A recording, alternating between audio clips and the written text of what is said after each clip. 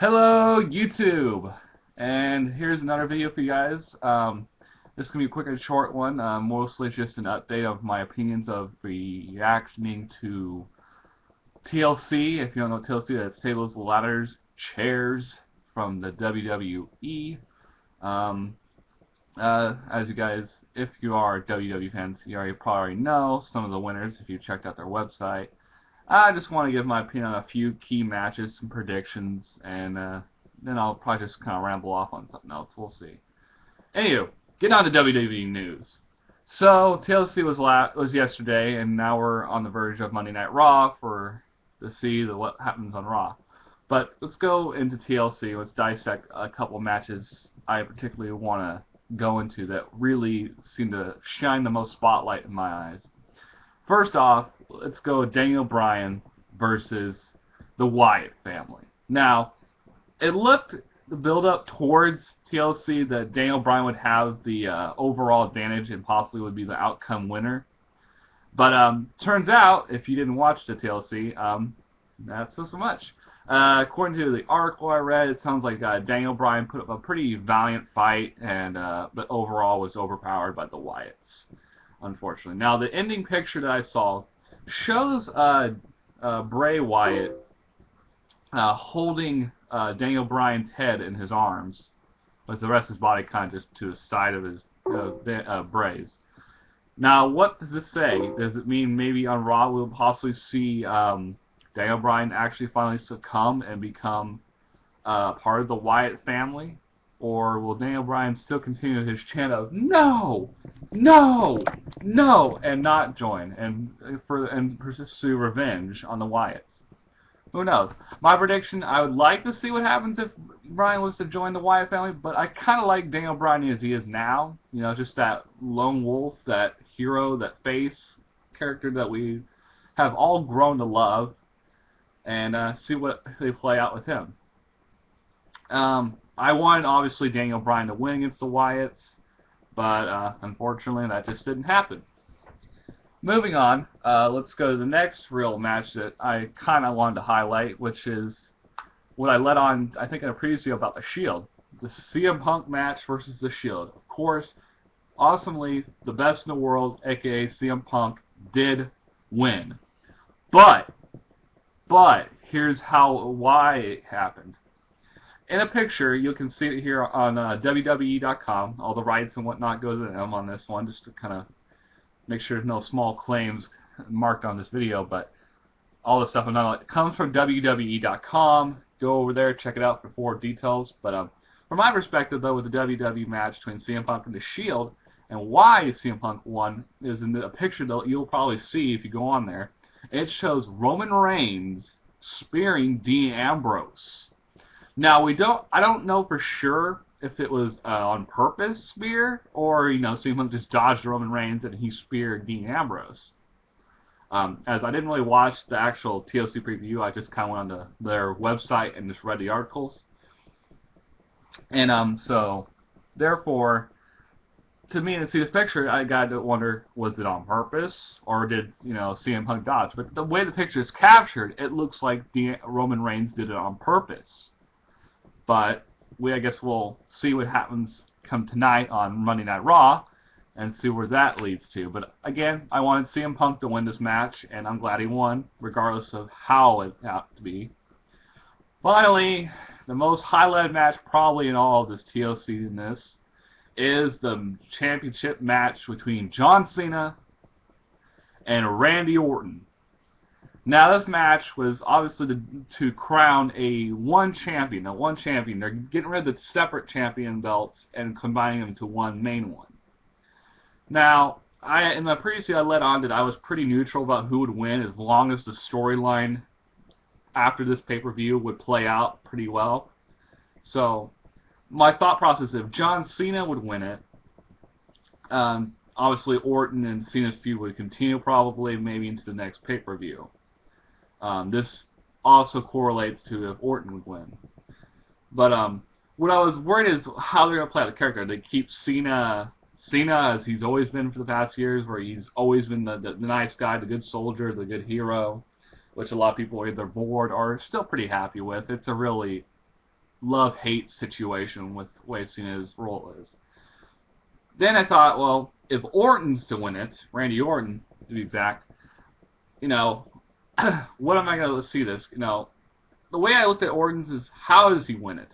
You know, does he win it legitimately on his own with no influence of the Authority, aka Triple H, Stephanie McMahon, and apparently Vincent King McMahon is also part of the Authority, as I will get to why I mentioned his name.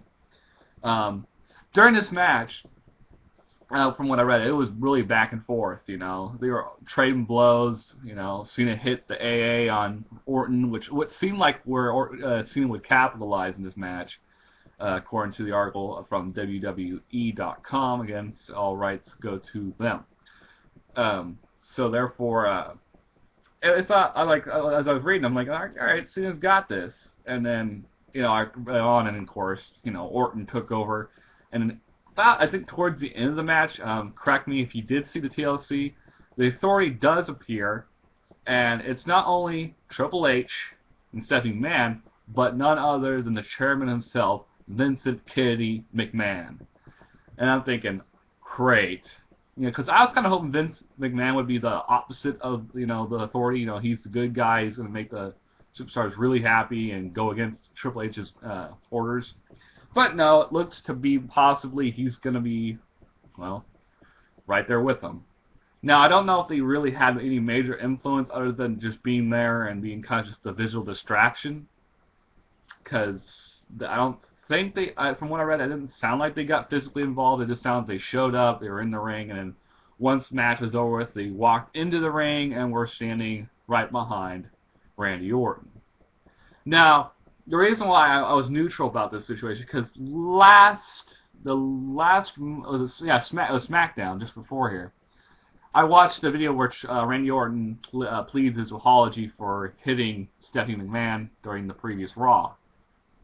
And what Triple H said to the end is like, you know, because Orton kind of asked, you know, is there still confidence in me being the face? Like, he needed some kind of reassurance from Triple H. And Triple H says, you know, you should know where our confidence lies. And in the back of my head, I kind of ignored it, but the back of my head was telling me, oh, they're just hinting towards Orton winning it.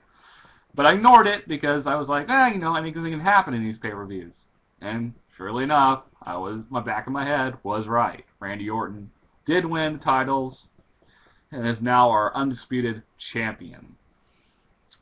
Now, the predictions to what happened here is, will they continue the feud between Cena and Orton and make it lead up to the next pay-per-view, which is probably the most likely thing to happen? My main question is, how is it going to play out? How are they going to play it? Are they going to just do the typical storyline? You know, Orton's going to come out and gloat and say he did everything, and he told you that I'm better than everyone, blah, blah, blah, this, blah, blah, blah, that.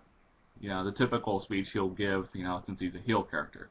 And then, of course, Cena would hit and show up and maybe, you know, initiate some kind of vocal challenge and see if he'd bait Orton into doing so. The other thing that's perspective is just Orton would come out, talk, leave.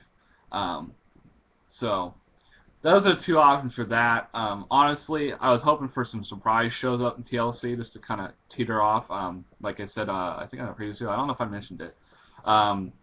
Chris Jericho had teased on his Twitter account that maybe he would be in Houston, which is, I believe, where the TLC was being held. And it turned out that, as far as I know, he did not show up. But my prediction will hope to show up with that would be kind of an interesting twist was Undertaker, because we haven't seen Undertaker since the Shield kind of powerbombed him and did a lot of damage to him. Another one that, you know, has still been kind of just rumored was, you know, Dave Bautista, the Animal, who hinted a while back that he would love to come back, but, you know, he was busy with his movie career, so he wasn't sure when he would actually come back, if he was to come back. I thought, you know, that'd be a big surprise. All of a sudden, you know, whoever wins the championship belt, all of a sudden you hear, you know, freaking Dave Bautista's music hit, and you'd be like, oh my god. But it didn't happen. Orton's are now champion, so we'll see what happens tonight on Monday Night Raw, and I possibly will make a video reaction to that, depending on what exactly goes on. If it's a spectacular Raw, most likely I will, but if it's pretty dismal and pretty boring like sometimes Raw can be, I might just not really talk about it. I might tweet about it or something. So, anyway, guys, I want to thank you for watching my video. I know I didn't really teeter off into anything new, but I'll probably save what I was going to teeter off to for another video within the next 2 to 3 days. We'll see. So again, thank you for watching. If you please do me a favor and hit that wonderful button called like. And if you're new to this channel, then I would be most graciously thankful if you hit that subscribe button. Because if you don't know already, if I hit 20 or plus more subscribers, I think I'm going to do a Google Hangout where all you guys can come join in, chat with me, and pretty much ask me whatever you want. And I might even bring you a few people in, depending on how things go. I'm still kind of thinking about it, but that's so far what the blueprint plan is for it. Anywho, thank you again. Once again, thank you for the third time watching, and thank you for those who have subscribed and stayed on. And I will see you guys in the next video. As always, stay frosty.